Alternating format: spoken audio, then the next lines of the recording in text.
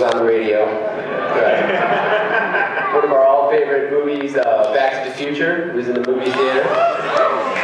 And our favorite toy, Grimlock, made its toy premiere. Now, Grimlock wasn't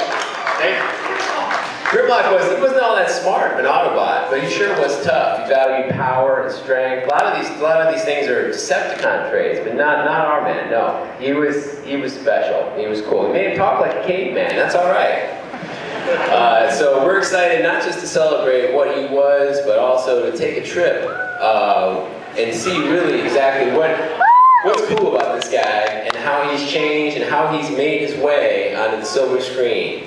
And how exciting that is. So we're going to take you on a trip right now. So if you remember, the Autobots, Ratchet specifically, they made these guys. That's pretty cool, right? They made them. And they made them out of ancient dinosaur fossils. And, you know, the rest is history. So let's have a look. And now, fellow Autobots, and especially Optimus Prime, it gives me great pleasure to present, will you get to the point? Autobots meet Dinobots. Look at the size of those things. We're Cybertron. Holy Ultradyne. Allow me to introduce Grimlock, Slag, and Sludge. Dinobots, huh? I thought you were supposed to make dinosaurs. Dinobots, transform!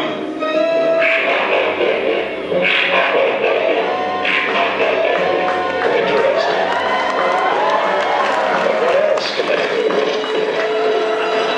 Dinobots, clear this rubble, and be quick about it.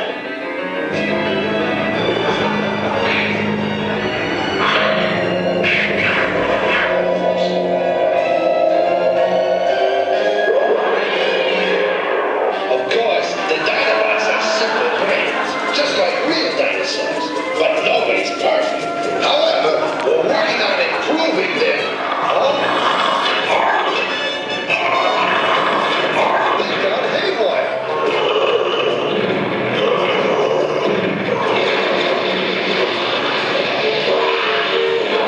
We have to stop these Dinobots before they create a catastrophe.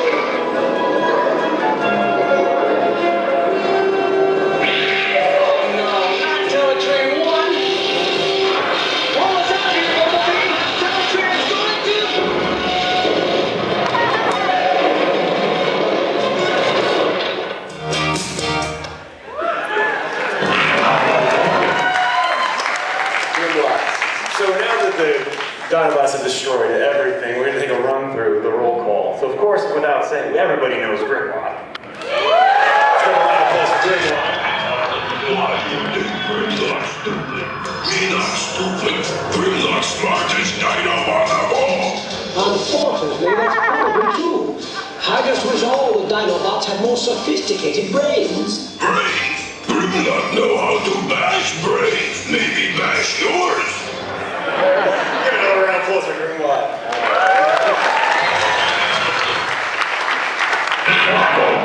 Sludge. Oh. Of course, Sludge.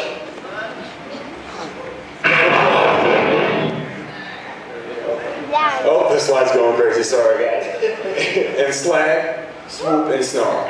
Power from the sun. The Dinobots destroyed Teletrain Run. What do you expect?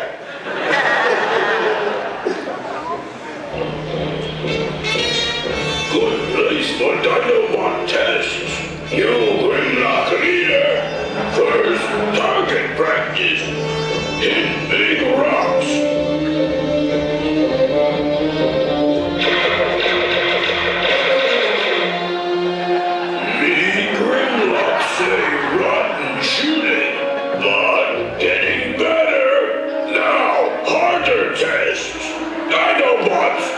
Transform! Swoop! Do flying stuff!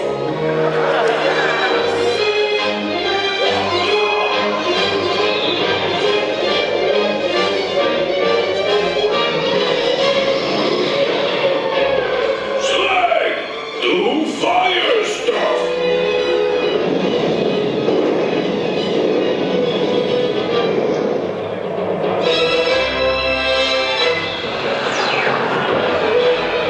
Snarl! Do tail stuff!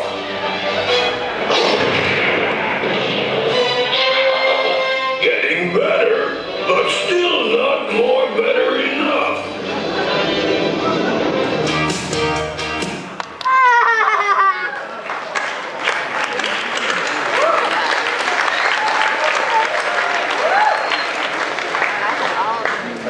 So these Dinobots, they had lots of cool textures. Bill, like, we worked on a lot of these guys together, so. Yeah, I think one of the things when we think about the Dinobots, we enjoy having those toys in our hands as we're starting to think about what the next iteration of Dinobots is all about. And one of the things that we look at is we look at some of the abilities that those G1 Dinobots had, and how can we think about those abilities and work those into the new designs of the new Dinobots. So I think about Slag, for example. You know, got a super, super tough, powerful, fast Dinobot. We want to make sure that we carry that into what we see in the design too. So I think as you look at the two different iterations of the Dinobots, think about what those Dinobots can do and the powers they embody. They also brought a really great texture and new materials to the brand. So, like great patterns, great clear parts, something that we hadn't really seen before in Transformers, and we wanted to take that again into the next iteration as well. Don't forget gratuitous use of metal.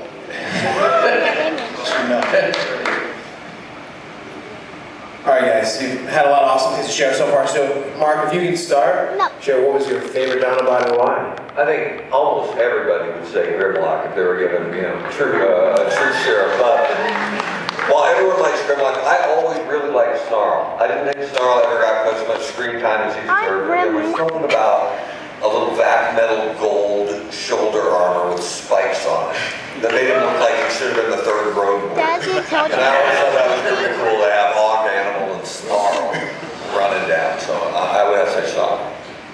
I would have to say I took the Truth Serum, and I love Grimlock because he's big, he's bad, he's mean, but deep down inside he's got a heart of gold.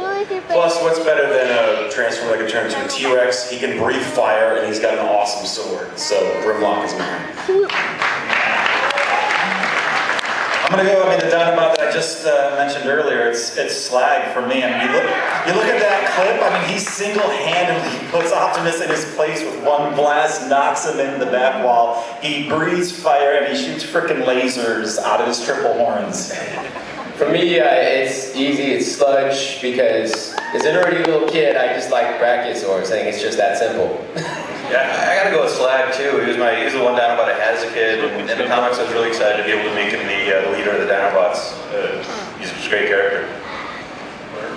Awesome, cool. So let's go on to the next chapter of the Dinobot saga, celebrating 30 years of the brand. The Transformers Animated series.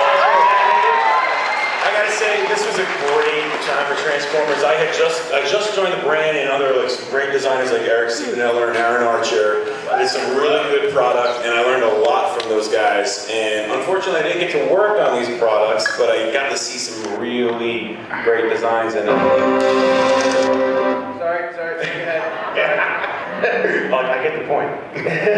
This isn't the Oscars, so. But what's great is I think Animated did a really good take on the Dinobots, and it took them into a great design aesthetic, and it still kept the things about them that we all think are awesome, but then it played them up in a new way that was fun and still very exciting and full of rocks in your brains fun with the Dinobots. Can I roll with them?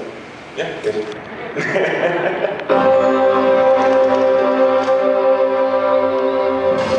Cars and trucks bad.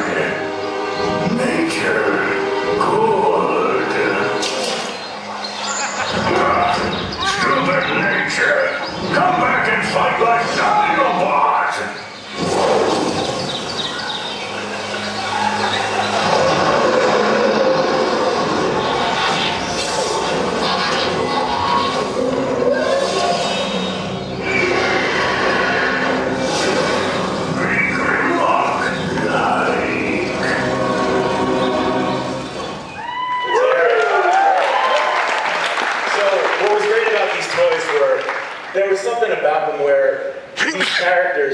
they were more than just what they were in the past. We really played into the fire. We played into the new the Dinobot form. We played into the modern dinosaur form factor, more faster looking, more aggressive.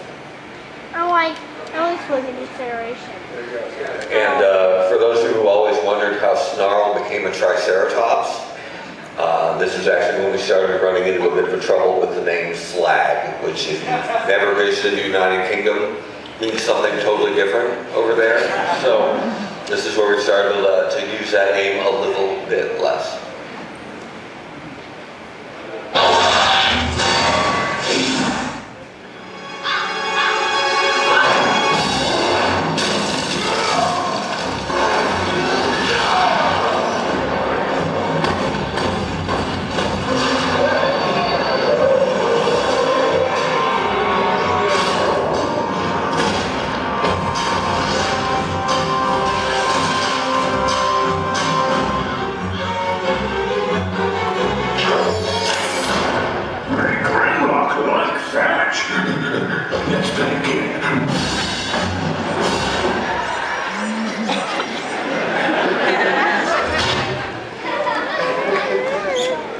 So I mentioned it earlier, the toys, you know, we really played up into the fire aspect of them. They're sleek. We played with different form factors.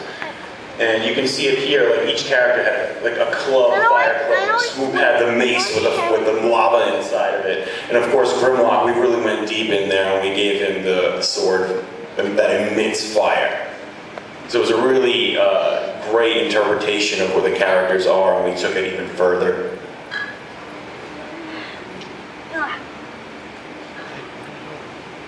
All right, guys, another round of questions. So what were you working on back in 2008 when animated released? I think Lynn got a peek what you were doing, but Mark, if you can start out. I was working at a much smaller toy company and waiting for my call up to the big leagues. I had a peek in what was going on in Transformers, but I think at the time I was working on Spider-Man animated. I was working on a line of animatronic dinosaurs. I was working on a little brand called G.I. Joe. I was editing Wolverine comics. Awesome. So the next chapter, fun one for sure.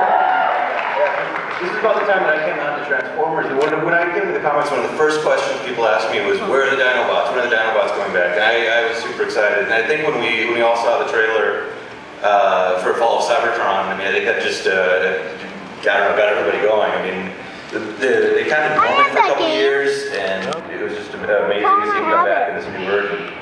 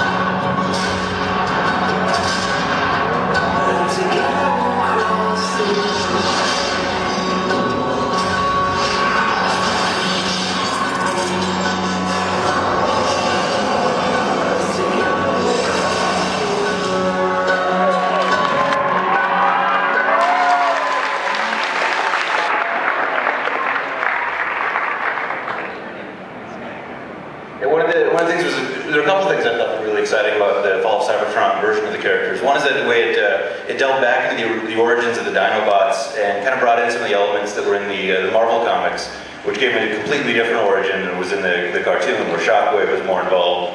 And in a lot of ways kind of brought the two together. Instead of the Autobots building the Dinobots, Shockwave made ordinary Autobots into the Dinobots. The end.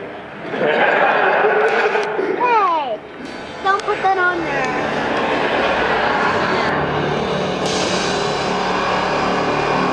Oh, that's the beginning thing.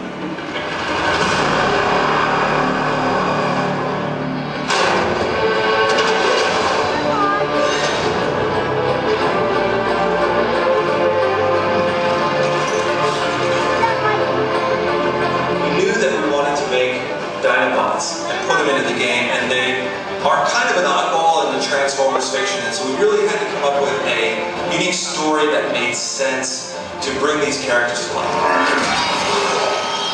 Not only were they, frankly, my personal favorite, and a lot of fans' favorites, Grimlock's a huge character, they have some great gameplay that we can make around being this big giant T-Rex.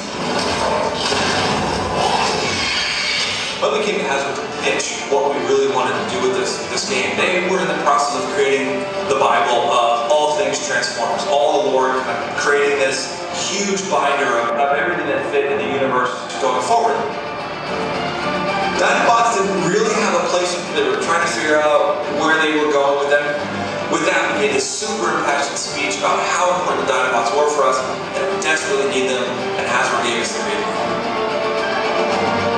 There have been a couple creation stories for the Dinobots in comics and G1, and even some other kind of fan fiction stuff. All were kind of interesting, but none of those really worked for the story we were trying to tell. Before they were ever Dinobots, the Grimlock and crew existed as a team on Cybertron. Super powerful, battle-hardened warriors. They weren't dinosaurs, they had different shapes. What happens to them? They get captured by maybe the worst guy to get captured by, Shockwave. He is the mad scientist of the Decepticons. What Shockwave has found is a way to open up space bridges. He can go to other worlds. He opens up this technology and is searching through the cosmos to find another planet that has life on it. In the course of his investigations, he finds primordial Earth, Earth 65, 70 million years ago. As he's investigating, he sees these interesting life forms, dinosaurs. The dog has it labeled as sludge. Must have been Shockwave's design for it. Guess we all have new forms.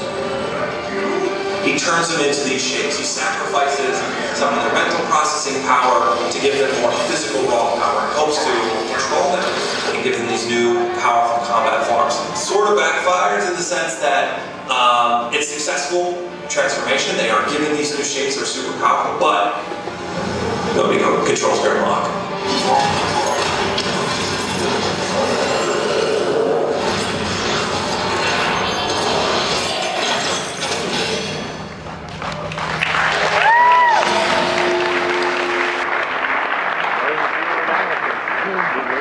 Excited to get the original team back together too. This is where you had Grimlock, you had Slug now, and then Snarl, Swoop, and Sludge. You know, to get them all back in, they were all together again. That was a really exciting time for the Dinobots. So we've got Grimlock. We were talking about the concept art, right? So when the concept art started coming in, it was. Oh yeah, it's amazing. I'm sorry, yeah. Yeah, so yeah, Sludge, the Sled, whatever. The dinosaur one. It's so confusing. You know, the dinosaur guys transform and then big robots. That's right, yeah. And that is, of course. He's at least the easiest one to tell apart, right? And Snarl. I think this iteration of Mike really became influential. Yeah, what we were doing in the comics, and I think it's, I think it's something you're seeing kind of continuing on in other, well, let's say other media. I think one of the coolest things about these designs, though, is that it gave us that leverage to take the G1 and kind of start to propel it into a new place. But we kept those cool, the aspects of the characters similar. So I think you still keep the heart of it there, but you're continuing to evolve that design. And I think that when you look forward towards the movie that's going to be coming out real soon, we're all excited about, I think that you see that next evolution, and you know, we all know dinosaurs evolve, so. So, I mean, it goes without saying, when we saw these designs, we knew that they were just right. And we were so excited, we got the concept art, and we're like, this is gonna work out. This is what the Dinobots are supposed to look like. And working with High Moon, we had such a great relationship with them. We shared so much information back and forth, working on how they need to look, how they need to feel.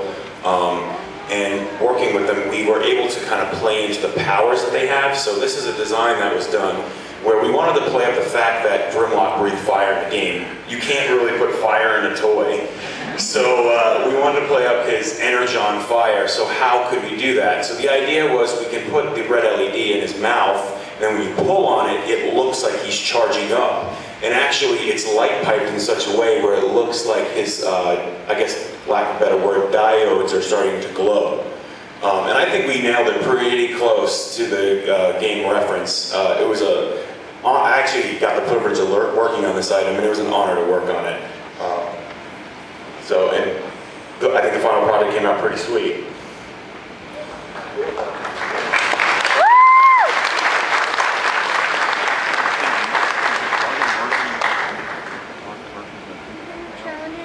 I think you answered that pretty well. They developing You jumped ahead. upon war. I couldn't jump away. I wanted to keep the art going. I got excited.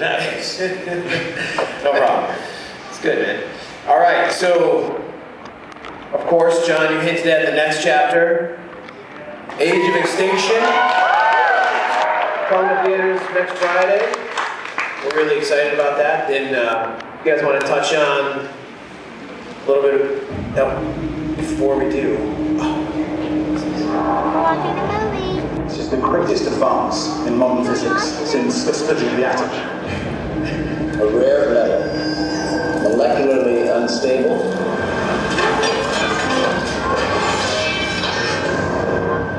It's what they're made of. He's bad, God. Bring it up! All the way! You guys have never seen a truck like this before? Dad, we can't keep spending money on junk. I don't think it's a truck at all. I think we just found a transformer.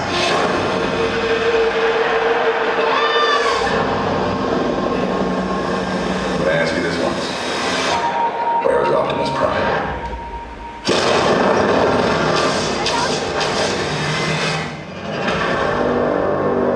After all we have done, humans are hunting us. But I fear we are all targets now. Where's his house? Who sent you here?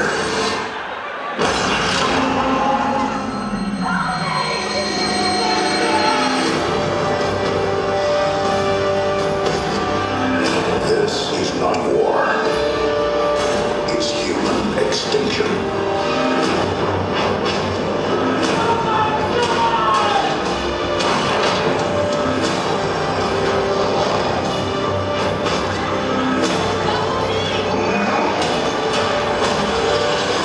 How many more of my kind must be sacrificed? Gotta have faith, right? Maybe not in who we are. So we can be. I'm not leaving my dad.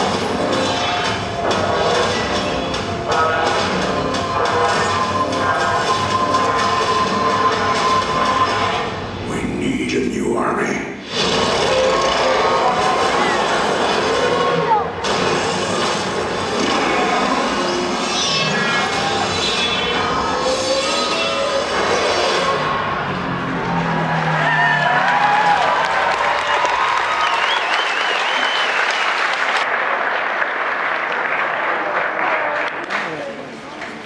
So Bill and I will talk briefly about some of the things here. We started off this journey into Transformers 4. We knew these guys had to have the energy, like I was saying, and the original G1 guys. They had to be propelled to the next dimension. They had to be sharp. They had to have that on-screen energy that we knew that was going to be, it's going to blow audiences away. And we also knew that it's important to kind of keep these guys just really primal almost. But that's, I was just gonna say the number one thing was visceral. That was the word we used every day. Visceral, they are aggressive. Even in the very early reads of the script, there weren't a lot of descriptions of what the Dinobots looked like, because there really weren't a lot of visuals yet. But the one thing that it did say, it called them out as barbaric knights. And we took that to heart because when you look at these guys, we thought about different suits of armor, and even in the head designs. If you think about the way a knight's head of armor looks and the way they would be looking out of that suit of armor, we worked that directly into the designs, and what we started getting back from the studios in terms of concept art were very raw, barbaric looking robot forms. It's interesting, if you look at the cast of Dinobots, the toys that we did, you can start to see that each one of them kind of owns a job on the team. So it's like Grimlock he's the leader, so he does jack of all trades, but you know, each one of them kind of has a weapon. The guy that flies he's got two heads now, which is crazy. Two heads are better than one, and he's able to, you know, whip people. He's got bladed wings. Sludge he's got, you know, armor all over his body, or Slog, I should, excuse me. He's sort of like he's a mobile tank, so he's the brawn, and you know, you can speak to some of the other ones. No, that's the same team that we think about. If you were to assemble the perfect team, whether it's you know, a group of ninjas or whatever, you want someone that's got a different discipline for every type of battle you could possibly think of. You know, when you see Optimus riding the T-Rex, he can run fast, he's a biped. You can have Optimus on his back riding him, he can breathe fire, he can whip stuff with his tail. He's sort of the all-rounder, and as John was starting to describe, the other guys start to break down into having sort of specialties in battle. And that even plays into what we were thinking about in their special abilities. We want them to be more than your typical Transformer or Cybertronian. They are weapons. Everything about them is dangerous. So you can actually see here that we were early thinking that Grimlock had this ability to, as he ate Decepticons, would start getting more weapons. So again, it was playing into their ability. And actually that came from thinking about how dinosaurs through the years, when we learned about them as kids, they evolved. So that's where that idea was actually pulled from. So you can kind of see in all the other designs too that we wanted to play up these very powerful mechanized attack features that were at the same time felt very primal. Why? So starting off, we got Grimlock. He's the fearless leader. You know him, we love him. We've been hanging out with him since 1985. He's our buddy. Slug, like I was saying, he's a walking tank. Incredible. Slug to me is I think I mentioned before, he's like a charging bull. And when you look at even the toy product, those swords that you can plug into the sides of him, that was intended to picture him doing a charging attack. Not only can he take stuff out with his horns, he's going to take anything out that's flanking him on either side with those swords. Yeah, all these guys are fast too. I think that's a big thing that we haven't touched on. Is like in the movie, it's like everything about these Transformers films is fast. There's lots of energy, and you guys rode the Transformers the ride, I'm sure, right? What amazing experience. But it's fast. It comes at you fast. These dinosaurs are coming at you fast, and I think that's important too. So, you know, Strafe and Snarl, these guys they're intense. Snarl to me he's a suit of armor. All those plates on his back, those spines. Bladed armor. Yeah, bladed sharp armor. You take them off and they become